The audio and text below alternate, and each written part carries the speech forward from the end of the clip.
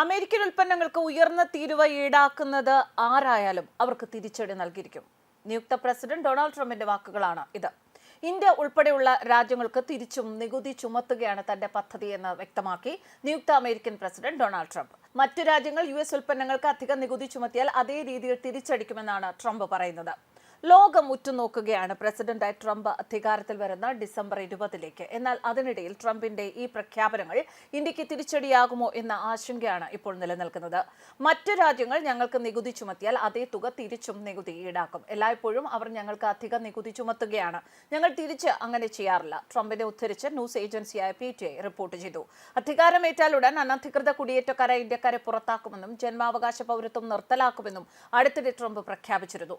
10,000 വരുന്ന ഇന്ത്യക്കാരെ ബാധിക്കുന്നതായിരുന്നു ഈ തീരുമാനങ്ങൾ. അതിനു പിന്നാലെയാണ് ഇന്ത്യക്കെതിരെ വീണ്ടും കടുത്ത നടപടികൾ ഉണ്ടാവും എന്ന സൂചന ട്രംപ് നൽകുന്നത്. ആദ്യ തവണ പ്രസിഡന്റ് ആയപ്പോൾ ഇന്ത്യയും പ്രധാനമന്ത്രി മോദിയുമായും നല്ല അടുപ്പത്തിലായിരുന്നു ട്രംപ്. വ്യാപാര കുടിയേറ്റ വിഷയങ്ങളിൽ ട്രംപിന്റെ കടുംപിടുത്തം തിരിച്ചടിയാവും എന്ന വിലയിരുത്തൽ ഇന്ത്യക്കുണ്ട്. അവർ ഞങ്ങൾക്ക് നികുതി ചുമത്തുകയാണെങ്കിൽ ഞങ്ങൾ അവർക്കും അതേ രീതിയിൽ നികുതി ചുമത്തും. ഇന്ത്യ 100% നികുതി ചുമത്തുകയാണെങ്കിൽ നമ്മൾ അവർക്ക് അതേ നികുതി തന്നെ ചുമത്തും. ഇന്ത്യക്കൊപ്പം ബ്രസീൽ ഉൾപ്പെടെയുള്ള ചില രാജ്യങ്ങളും കൂടുതൽ നികുതി ചുമത്തുന്നുണ്ട്.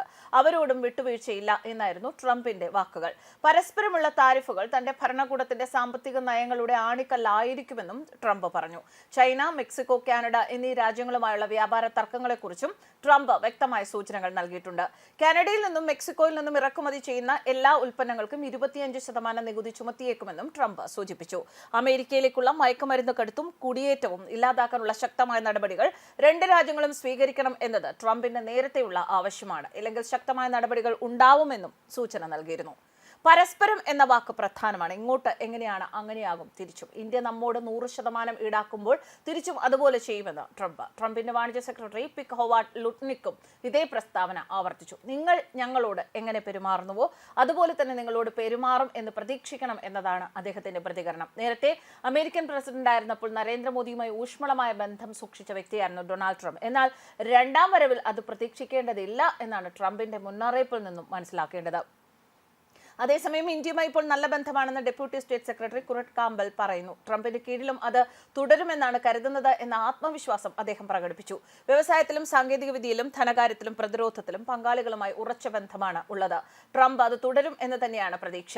പരസ്പര നികുതി നയങ്ങൾ US-ഉം ഇന്ത്യയും തമ്മിലുള്ള വ്യാപാര സംഘർഷം വർദ്ധിപ്പിച്ചേക്കാം എന്ന സൂചനയാണ് അധികാരത്തിലേറും മുൻപ് ഇതോടെ ട്രംപ് നൽകുന്നത്. ട്രംപിന്റെ ഭരണകൂടം വ്യാപാര ബന്ധങ്ങളിൽ നീതിക്ക് മുൻഗണന നൽകുന്നു.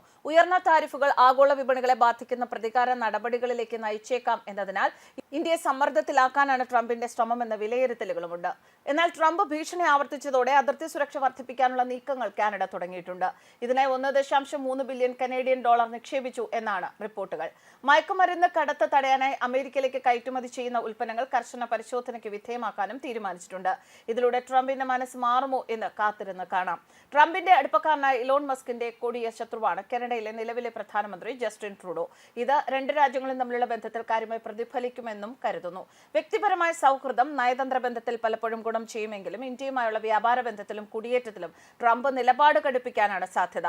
വിദേശത്തു നിന്നുള്ള ഇറക്കുമതി തീരുവ ഉയർത്തും എന്ന പ്രഖ്യാപനം നടപ്പാക്കിയാൽ ഇന്ത്യയിലെ ഫാർമസ്യൂട്ടിക്കൽസ്, ടെക്സ്റ്റൈൽസ് മേഖലകളെ ഇത് പ്രതികൂലമായി ബാധിക്കും. US-ൽ നിന്നുള്ള ഇറക്കുമതിക്ക് മറ്റു രാജ്യങ്ങളെക്കാൾ ഉയർന്ന നികുതിയാണ് ഇന്ത്യ ഏർപ്പെടുത്തുന്നത് എന്ന വിമർശനവും ഏറെക്കാലമായി ട്രംപ് ഉയർത്തുന്നുണ്ട്. എന്നാൽ ഭീഷണിപ്പെടുത്തി കാര്യം നേടാനുള്ള ട്രംപിന്റെ തന്ത്രമാണിത് എന്ന് നയതന്ത്ര വിദഗ്ധർ വിലയിരുത്തുന്നു. കുടിയേറ്റത്തിന്റെ കാര്യത്തിൽ പണ്ടേ കർക്കശക്കാരനാണ് ട്രംപ്.